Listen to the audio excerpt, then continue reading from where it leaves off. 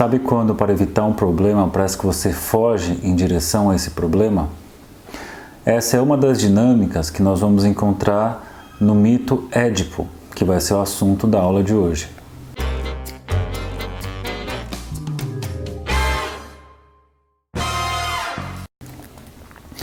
Pessoal, então esse aqui é o Édipo do Zero, essa é a aula número 2. Dessa vez nós vamos falar sobre o mito de Édipo, a história de Édipo que inspirou Freud a fazer uma compreensão clínica a partir desse referencial. Então, vocês encontram essa história em diversos lugares, em diversos livros, em diversos sites. A história que eu peguei, né, por escolha, porque eu gosto muito da forma como ela apresenta, está aqui nesse livro da Roudinesco, né, um livro chamado A Família em Desordem, que tem um capítulo chamado Quem Matou o Pai. Né? Então é interessante a localização. Quando a gente vai falar de Édipo, Édipo é muito, faz parte já da cultura popular falar disso, Édipo, mas talvez nem todo mundo já tenha passado pela história, lido a história. Então é legal entender um pouco da linhagem, de onde vem o Édipo. Né? Então a coisa começa lá em cima, né? Rei Cádimo e Harmonia, eles têm um filho, Polidoro. Né? Esse Polidoro vai ter um filho chamado Lábaco. E esse Lábaco, ele tinha como codinome o Manco, né? E essa questão do Manco meio que vai marcar as gerações a partir de então, né? Então, as mancadas dessa família aí. O Lábaco, ele tem um filho, que é o Laio, e o Laio, então a coisa começa a ficar efetivamente importante a partir daqui, porque o Laio é o pai do Édipo, e o Laio vai perder o pai muito cedo e ele vai ser criado pelo rei Pélops. Esse rei Pélops tem um filho, né, chamado Crísipo. E uma noite, Laio vai até lá e viola Crísipo. Né? Até a Roudinesco, ela faz uma nota de rodapé aqui, dizendo que, ela diz assim, certos autores sublinham que Laio foi introdutor da homossexualidade na Grécia. Né? Então, quem quiser saber mais disso, Roudinesco aqui para vocês. Então, ele comete isso, e aí então o rei, para se vingar, ele coloca então uma maldição sobre Laio, e fala que todos os derivados dele, né, os labidácidas, eles vão ser de alguma forma sofrer com algum tipo de maldição em que eles vão ser extintos da Terra. Né? E assim, sobre esse cenário inicial que começa a história de Laio. Laio, então, em Tebas, ele vira o rei de Tebas. Então ele se casa com Jocasta, então você tem o casal Laio e Jocasta, e a cena começa aqui então. Por conta dessa maldição que é profetizada, o Laio tem um certo mal-estar e ele vai então até o oráculo dos Delfos para saber desse mal-estar, dessa sensação, e lá vai ser dito que se ele viesse a ter um filho com o Jocasta, esse filho mataria ele e destruiria o reino de Tebas e derramaria sangue por Tebas e tudo mais. Então, por conta disso, eles evitam ter um filho. Então, até a Roudinesco coloca que eles praticavam sempre a sodomia. Né? Procura aí no Google o que é sodomia. Põe sodomia, vai em imagens e vai ver o que é. Mas então tem uma noite que ele não se controla, acaba acontecendo a relação sexual de fato, e então ele engravida Jocasta, e ela grávida, ela fica, né, toda dividida por um lado, toda a vontade de ter um filho, mas ao mesmo tempo a ameaça do que esse filho causaria, como já foi dito pelo oráculo. Então assim que o filho nasce, o filho é meio que condenado a ser morto, né? Então um pastor lá, designado por Laio, pega essa criança e leva ela para a floresta para abandonar lá, para a própria sorte, para morrer. E ao levar essa criança, ela foi amarrada pelos pés, foi carregada, pendurada pelos pés. Então prendeu o sangue ali, e isso vai entender por que é importante esse trecho aqui, né? Que vai dar origem ao nome do nosso herói impotente aí, que é o Édipo. E nessa caminhada para a floresta, um outro pastor de um outro reino de Corinto, ele vê a criança e pergunta o que vai acontecer, e ele diz então que vai matar essa criança, vai largar essa criança. Ele propõe então levar essa criança, e leva. Né? Leva essa criança para Corinto. Lá em Corinto você tem o rei Pólibo, né? e a rainha Mérope, que era estéril, eles não podiam ter filhos, e eles adotam essa criança. Então essa criança vai ser adotada por esse casal, né? Ele passa a ser um príncipe lá em Corinto. E o nome que vai ser dado vai ser Édipo, que significa pés inchados, né? Lembrando que ele foi amarrado pelos pés e levado dessa forma.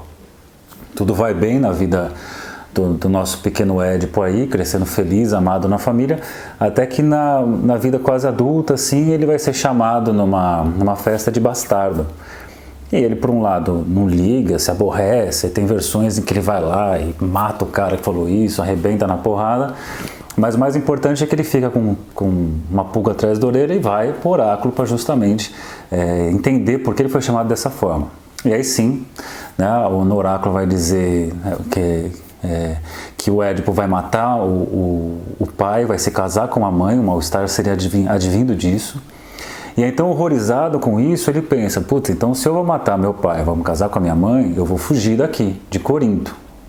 Mal sabendo ele que ele não é de Corinto, ele é de Tebas, filho de Laio e de Jocasta.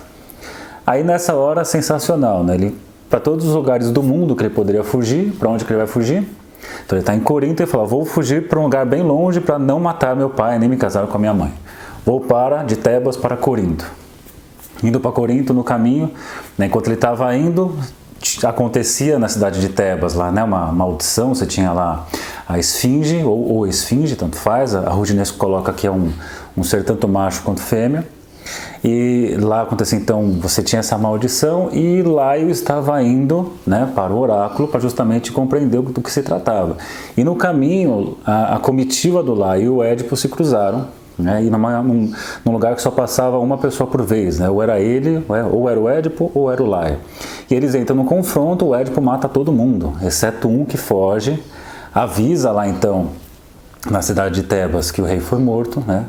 O irmão da Jocasta assume provisoriamente o reino, e nisso, né, o Édipo continua sua trajetória. Quando ele está chegando em Tebas, ele vai se deparar com a famosa esfinge na entrada, né? A esfinge é aquele famoso ser que fala aquele jargão, decifra-me ou te devoro. E aí então é colocado, assim que o Édipo se depara com a esfinge, ela coloca o problema e coloca dessa seguinte forma, né, ó. A esfinge diz o seguinte: existe sobre a terra um ser com 2, 3 e 4 pés, cuja voz é única. Só ele muda sua natureza entre aqueles que se movem sobre o solo, no ar e no mar, mas é apoiando sobre mais pés que seus membros possuem menos vigor.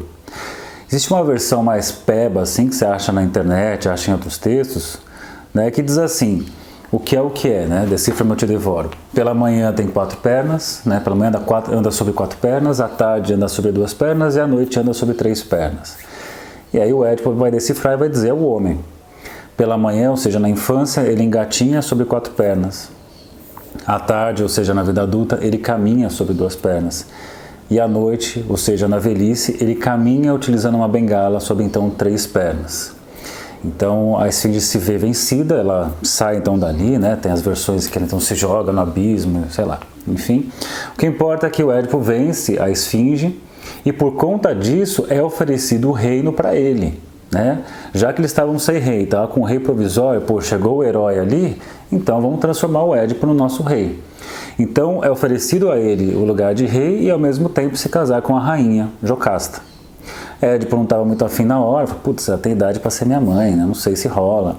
E a Jocasta também, olha, putz, mas ele tem idade para ser meu filho, mal sabendo eles que se tratava de mãe e filho, eles vão ter 4 filhos. Etéocle, Polínice, Antígona e Ismene. A Rudinesco diz assim, inclusive, né? O Édipo, irmão de seus filhos e de suas filhas, filho e esposo de sua mãe. Conjugara o parricídio, né, o assassinato do pai, e o incesto, quando se achavam igual dos deuses, o melhor dos homens, o mais sublime dos soberanos. Então veja que aí a tragédia está anunciada e já está colocada em ação. O que vai acontecer é que tempos depois uma outra praga assola sobre Tebas, e aí então, na busca pelo oráculo, vai dizer que o assassinato do Laio precisa ser vingado. E é muito bonitinho, né? Porque o Édipo fala, não, então vamos vingar, né? Vamos vingar esse acontecimento, vamos atrás do assassino. E eles vão atrás, então, de um sábio, Tiresias, né? Que também tem essa questão, é um homem e uma mulher ao mesmo tempo, que é cego. E ele é aquele que vai revelar que, na verdade, quem matou o Laio só pode ter sido o Édipo. E o Édipo acha um absurdo quando escutar isso. Como assim eu matei? Não, nunca matei. Nunca matei ninguém a não ser uns caras lá na estrada, mas esses não eram os meus pais, né? Não era meu pai é Pólibo, lá em Corinto. E nisso chega a notícia de que o rei morreu, de Corinto, Pólibo, e é revelado que na verdade ele não era filho de Pólibo. Então começa a cair a ficha, começa aquele efeito, puta merda, né? Começa a cair a ficha, É chamado o pastor que levou ele para ser abandonado na floresta e conta que de fato entregou para outra pessoa.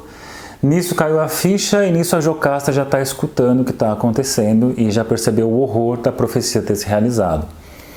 Quando então o Édipo vai até os aposentos da Jocasta para confirmar a história, ele encontra ela enforcada. E quando ele vê aquilo, certeza que é isso e ponto final. Então o que ele faz? Ele vai até ela, ele tira lá um dos broches que prendia a roupa dela e fura os 2 olhos e fica cego. Fica cego, amaldiçoado, e aí, como diz também o Tiresias, o destino dele é assim, ficar cego e se tornar um mendigo, caminhando infinitamente pelo deserto. Então a história é mais ou menos por aí. O que tem de muito legal nessa história? Primeiro que ela é a base de todo o raciocínio edípico que a gente vai trabalhar nessas nossas próximas aulas aí.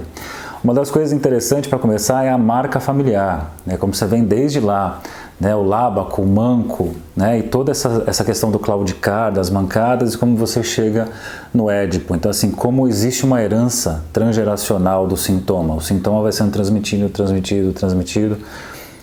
A Françoise Doutor diz isso, o sintoma que não é elaborado pelos pais, ou aquilo que não é elaborado pelos pais, reaparece como sintoma nos filhos. Isso vai ser no transgeracional, isso vai caminhando de geração em geração. Outra coisa muito legal é essa ideia do correr para o destino, porque então ele escuta isso, que ele vai matar o pai, se casar com a mãe, e ele foge, mas ele foge para onde? Ele foge para onde ele deveria, na verdade, se afastar, que é justamente Tebas. Que é muito interessante porque é isso que você vê na clínica, As pessoas, elas fogem rumo ao destino que elas querem fugir. Parece que elas vão de encontro ao problema. É muito interessante quando a gente escuta isso, até no senso comum, assim, eu não acredito no Édipo, ou não vou seguir aquilo que falam, porque dizem que a gente escolhe o parceiro ou parceira como a mãe, como o pai. Então eu vou fazer o seguinte, eu vou escolher uma pessoa completamente oposta à minha mãe ou ao meu pai. Só que apesar de ser completamente oposto, o referencial continua sendo a mãe ou o pai. Ou seja, você está usando a mesma pessoa. Você está tentando fugir, mas foge no de encontro exatamente aquilo que você quer fugir. Então, mais um ponto a se pensar. Outra coisa interessante é o decifra-me eu te devoro.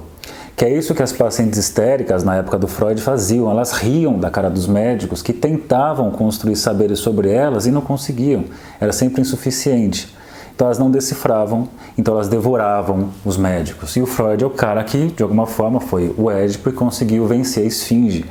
Conseguiu ali entender a questão do trauma sexual, a questão das reminiscências das histéricas e abriu toda a possibilidade de um tratamento para a histeria e, ao mesmo tempo, a consolidação da psicanálise. Você tem então os episódios do parricídio, que é o assassinato do pai, do incesto, que são as 2 fantasias que o Freud traz do Édipo. Então, que assim, é aquele momento, aquela fase do desenvolvimento da criança, que o menino ele quer afastar o pai da cena porque o pai atrapalha a vivência de uma completude, de uma relação amorosa com a mãe. Então, ele tem esse desejo erótico pela mãe, ao mesmo tempo uma rivalidade com o pai e gostaria do pai morto. Então você cria aí essas 2 situações, que é justamente a estrutura do próprio Édipo. Um outro ponto muito legal é isso do sujeito, no caso o Édipo, voar atrás do assassino, que é muito a pessoa na clínica, na análise. Então eu vou atrás de saber quem causa esse meu sofrimento, por que sofro dessa forma. E tem a famosa inversão, o que a gente chama de retificação subjetiva, quando a pessoa percebe que aquilo que ela se queixa, ela tem responsabilidade sobre aquilo. Então ela se queixa, muitas vezes, eu não tenho pessoa, ninguém é próximo de mim. As pessoas só me usam, as pessoas sempre se afastam. E quando ela vai falando, ela vai percebendo o movimento que ela faz de, na verdade, criar uma situação de ser afastada pelo outro. Então se horroriza com o fato de ter sido ativo naquilo que ela só se queixa como passivo. Que é a famosa então retificação subjetiva. E por fim a cegueira, quando então o Édipo saca, vê a mãe lá enforcada, ele fura os olhos, é isso que o neurótico faz, eu não quero ver, eu não quero saber disso. Então por isso que a gente fala que o recalque é um saber, mas eu não quero saber que eu sei, eu quero fechar os olhos para isso. E é muito interessante até a disposição no setting, que você tem as entrevistas nas poltronas, entrevistas, 2 vistas se olhando, e quando você tem o corte, quando você então vem a cegueira neurótica e joga para o divã, então agora pode caminhar como o Édipo cego e miserável no deserto. É claro também que vai aparecer depois de tudo isso o sentimento de culpa, porque O Édipo faz tudo isso sem saber que fazia isso. Esse é um conceito assim fundamental, né? Um conceito de só depois, que a gente fala em psicanálise, e essa ideia de que ele fez tudo isso sem saber que fazia, que é justamente essa dinâmica que nós entendemos na clínica psicanalítica. O sujeito faz alguma coisa, mas ele não sabe que faz essa coisa. Na verdade, ele fez essa coisa numa época que ele ainda não sabia que aquilo era proibido. É só depois que ele descobre que é proibido, então a memória fica insuportável. Ou seja, o Édipo mata o pai sem saber que matou o pai, ele se casa e tem filhos com a mãe sem saber que é a mãe, e só depois, quando ele se dá conta, que então o seu passado fica terrível e a ação do recalque, não quero lembrar disso, deixa eu furar meus olhos, passa a ser importante, passa então a ser necessário. Então é isso, bons estudos e até a próxima aula.